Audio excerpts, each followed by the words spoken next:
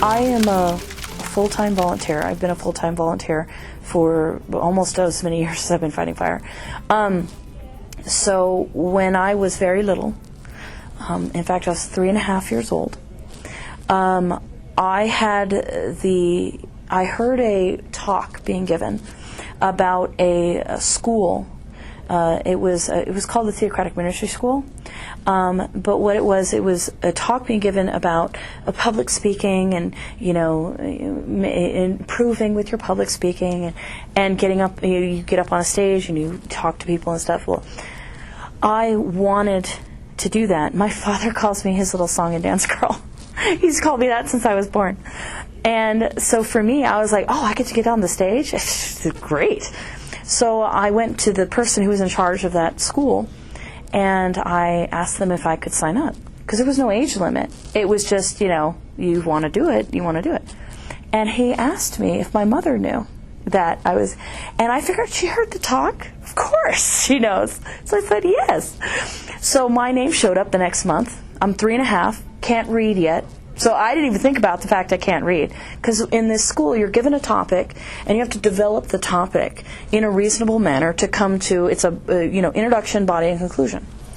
So my mother thought it must have been a mistake. So she tried to get me out of it. I'm like, no, I want to do this. So I've been public speaking. My first talk happened when I was 3.5. I did memorize the whole thing, had to memorize all my references, everything. My mother was my householder. She was my Auntie Liz. And since then, I have been public speaking. So I've been, and it's a teaching thing too. You're just teaching different topics and things like that.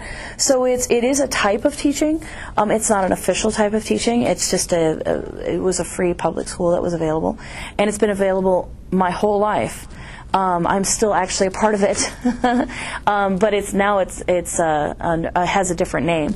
But I'm still doing it. I'm 39. I'm almost 40. I'm still every year. Almost my whole life, yeah. I'm a part of it multiple times a year, and so public speaking has never been a problem. It's and teaching. What it does is it's designed to develop your teaching and your public speaking. And we have counsel points we work on things like whenever I say that's a word whisker. I'm not supposed to use those words, And it teaches you It teaches you gestures, using gestures and being natural and improvisation and extemporaneous speech and all the things that public speakers would use. And so, yeah, I've been doing that since, but never, I've not taught, I shouldn't say never, I have not taught officially in a school education capacity ever. That I know of. Well, I think the hardest thing that a lot of instructors deal with is the way that the fire classes are set up. Many of them, not all of them, some of them are really great, but some of them, especially the basic class, is set up as I'm the instructor and you're the student. The way that most students are in school, that's what they see. I know everything, you know nothing, let me share my knowledge with you. And that is not firefighting. That's not wildland firefighting. Wildland firefighting is a collaborative effort.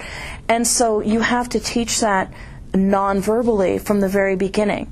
So in my case, with my students, I remind them by the way I try to teach that I don't know everything. They're adults. They're bringing their experiences to the classroom. They're bringing their lifetime to the classroom, what they know, their knowledge.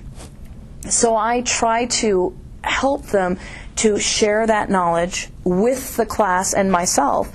I learn something from all of my students.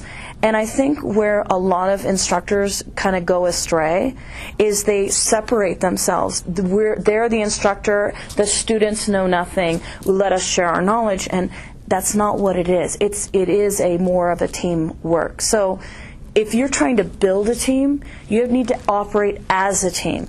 You need to be a part of the team.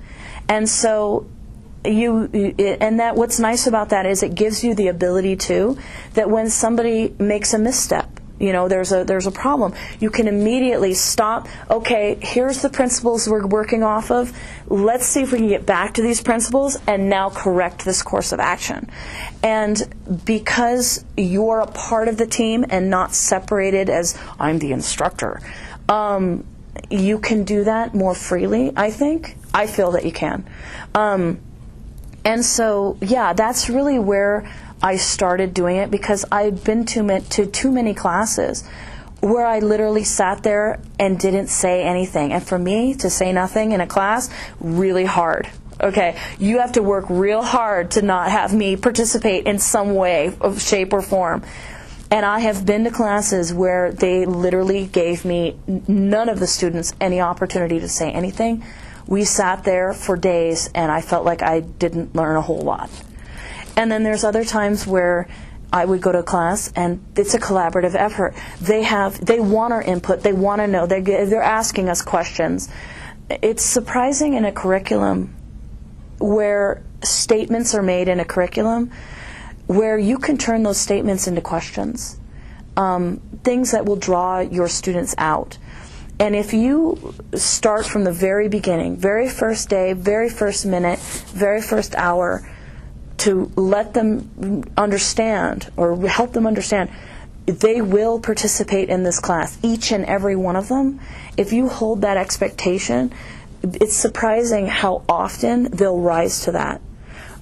Especially, like I said, if you learn their names and you talk to them, and you instead of talking at them, you're talking to them.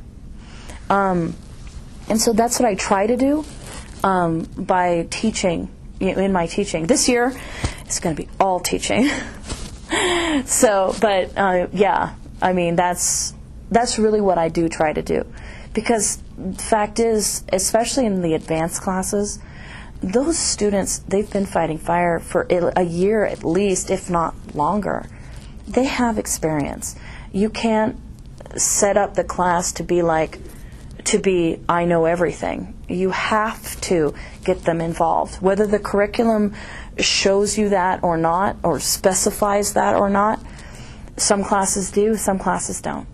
And so you have to be able to work that in wherever you can, or else what you'll build is individual firefighters.